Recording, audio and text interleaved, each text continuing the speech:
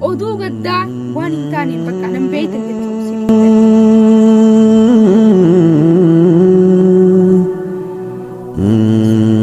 Assalamu alaikum warahmatullahi wabarakatuh. Hordoftoota kabajamtoota warra kuulaniitu bakka jirtu nagaa fi yaadaa jirtanii baga jiraataniif kan jirtan nageenyi isinii kaabadaadha.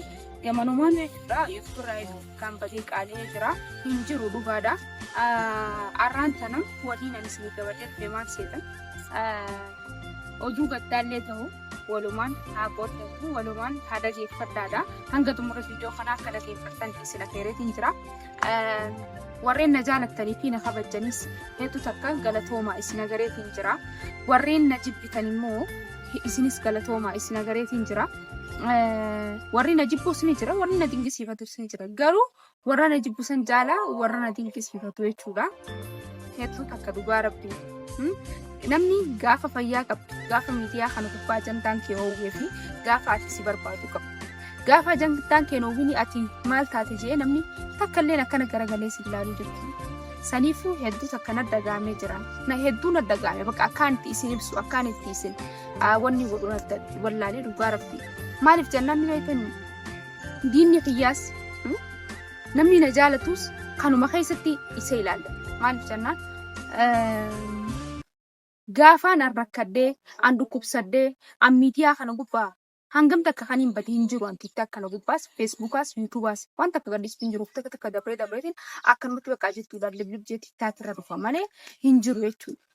Mee fuudhanii maal rakkattee maaliif baddee maal si gargaarraa jettanii maal taatee jettanii warri diina kiyyan ta'in jechuudha. Diina kiyyaa una jibbaa una jaalatu kanan jaalanne dhiisaa kana jaalatu. Kan hordof khalee fira kiyya nama kiyya jeeyaan itti hirkachaa ture takimmoo na dinqisiifachaa obboleeyyan kiyya fira kiyya nama kiyya jechuudha. Gaafaan hawwaa qabu gaafaan hawwaa barbaade qofa kan nama kiyya taatanii obboleeyyan kiyya taatanii na dinqisiifatanii. Diinni kiyya haa badu dhiisaa. Dinqisiifattoonni kiyya immoo hedduun isin ajaa'ibee jiru. Mallattoo gaafii sirra taa'ee jiru. Maal taatee maaliif baddee jettanii akkamiin na barbaadees akkamitti jechuudha gaafiin tun mee eenyu dhibee akkana jeerre jechuun natti qaama kan ittiin beekuudha.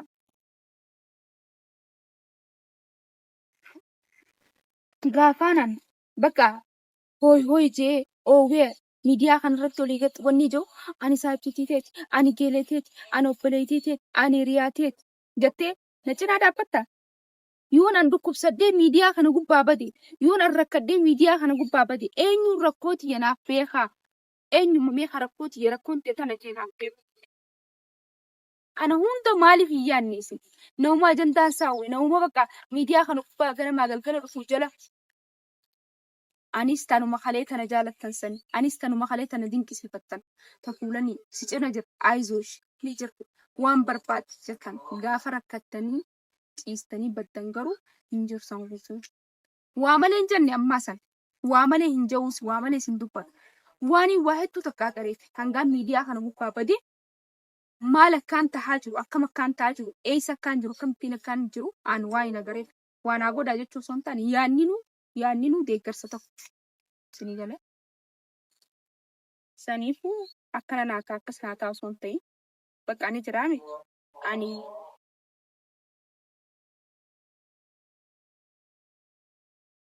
nama bakka naganeefi na jaalatu asuma keessatti miizaanii isaan laala jeeti. Isiniin miizaanu jira. Isiniin madaalee dhugaa. Saniifuu jecha isiniitiin qabuanii. Ani kalees tanuma, arraas tanuma, boruus tanuma. Addunyaan tun jechuuf qixeessa ganamaatti ni isinii argamti, ni isinii dhufti, ni isinii dhufti waan ta'eef noormaali. Harkattus dhabus garuu waan tanu hin jijjiiramu.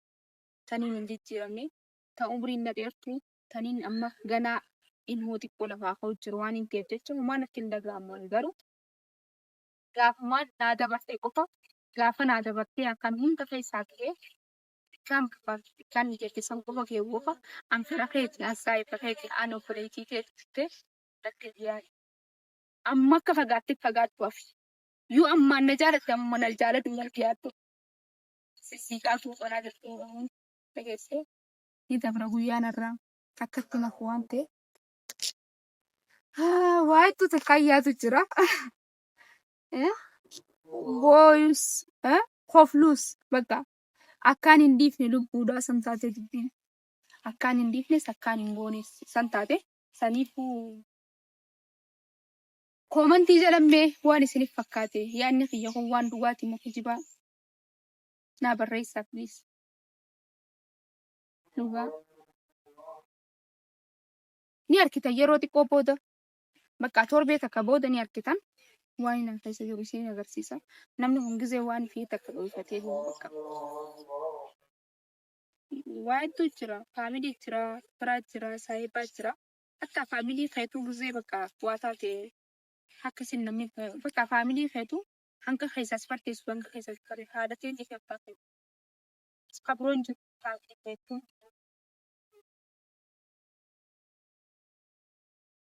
akkasi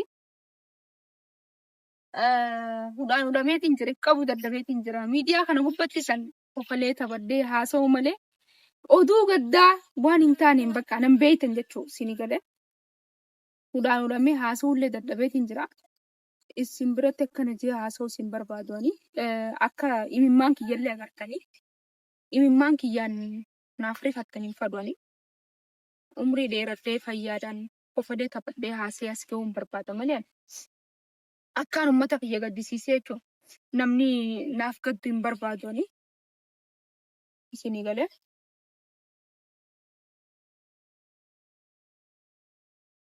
Naa gadditanii naa wajjin booddeen hin barbaadu. Saniifuu warra na jaalatanii na jibbitanis warra na cinaa jirtanii hanga xumurarraa hanga ammaattis hedduun isin jaaladha biyya keessaa fi biyya alaa. Na deeggartanis si cinaa jirraa izuush naan jettanis daangaarraatti saniifuu antiqishoo yoo tanan dhukubee hin badee hedduu takka jechuudha saniifuu kana dhukkubsaniifis du'aa inaa godha akka waan biroo kana hin taane inni sanii isheen agarsiisa gaafa onni ta'e isinitti hima shaantaa yoo rakkutee waan irraatiin waan ture wanni kun garuu arra boru jeetu waan osoo wanni ija ofitti shillaa jee ifittiisee ishoo bakka natti wanni san ta'e saniifin xiqqoo na dhukkubee badee miidiyaa kan sifaayis kalladhee miidiyaanis nama gaafa hoy jee jala deemu fala akkasii hanga xumura viidiyoo keenyaan nu faana tura hedduun isin jaaladhaa isin kabajaa yaada keessan koomantii jala naaf haadha koomantii jalatti yaada keessan ni ilaalaa jechuudha. نفعنا كده نجات